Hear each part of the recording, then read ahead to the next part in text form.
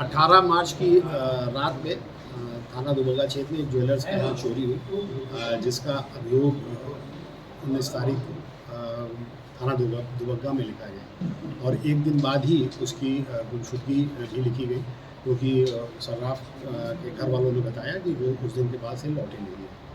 है। इन दोनों चीज़ों के खुलासे के लिए 3 टीमें लगाई गई। इसमें इंस्पेक्टर दुबग्गा की टीम थी और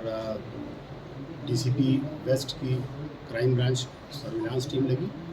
और एसीपी काकोरी की टीम लगी और इसका पूरा पर्यवेक्षण जो है वो एडीसीपी धनंजय जो पश्चिम के एडीसीपी हैं उनके द्वारा किया गया। और काफ़ी प्रयासों के बाद जब ये टीम अपना प्रयास कर रही थी, इसी बीच 23 तारीख को एक डेड बॉडी घेला पुल के पास मिली, जिसकी पहचान बाद में जो सर्राफा जिनके यहाँ चोरी हुई थी, जिनका नाम रूप नारायण सोनी था, उसके रूप में थे। इसके बाद इन तीनों ने लगातार प्रयास करके सर्विलांस और मुखबिर और सीसीटीवी कैमरे का सहारा लेके इसका अनावरण किया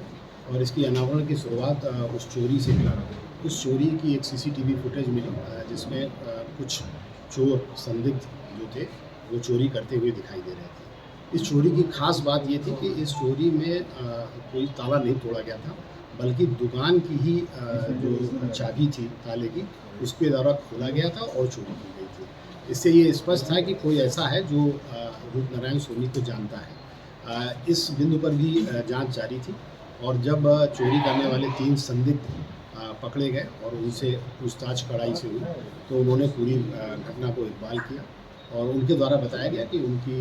2 नाबालिग मौसेरी बहनें हैं, जिन्होंने कुछ सामान अपना दिसंबर 24 में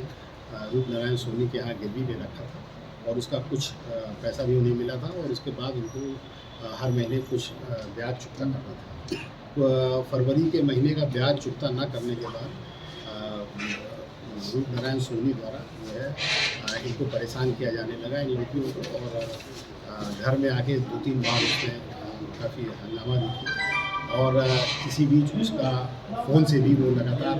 इन लड़कियों को परेशान करता था और उसने जो लड़कियां थीं, जो नाबालिग लड़कियां थीं, उनसे एक इंडिसेंट प्रपोजल भी रखा। ये बात जो है वो इन लड़कियों ने ज़्यादा परेशान होकर अपने मौसेरे भाइयों को बताई। उन मौसेरे भाइयों और इन्होंने मिलकर एक षड्यंत्र रचा और उसको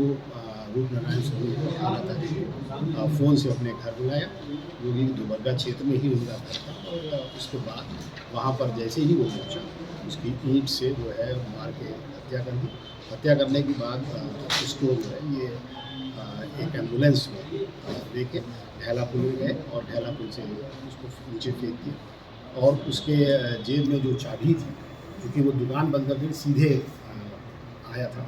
उस चाबी से ले गए और चाबी से उन्होंने उसकी दुकान की और उसमें चोरी की और चोरी करने के बाद फिर वो इसमें जो अभियुक्त आए, इसमें गोलू और विनय 2 सगे भाई हैं और उनका मामा का लड़का है हंसराज और 2 नाबालिग कर्मचारी हैं, जो भी बिल्कुल मौसेरी हैं। इनको सबको गिरफ्तार करके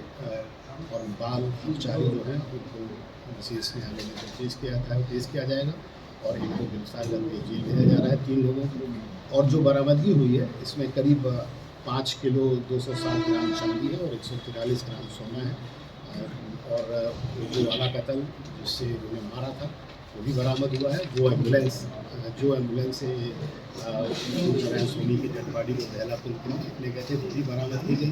मृतक के और चप्पल कपड़े जो उतारे गए थे वो भी बरामद हुए। सब ने बताया कि वो परेशान भी कर रहा था और पैसा अपना मांग रहा था कि हमारा पैसा दो, वापस करो, और महीने का जो ब्याज होता है वो भी दो। इसके अलावा उसने बातचीत में उनसे कुछ इंडिसेंट प्रपोजल भी रखे और जिससे परेशान होकर इन महिलाओं ने, इन बच्चियों ने अपने भाई से ये बात बताई। उसके बाद रखी थी, इसी को दिन रात चलाते थे और ये जो प्राइवेट अस्पताल हैं उनमें इनका अपना टाइप था, तो मरीजों को ले जाते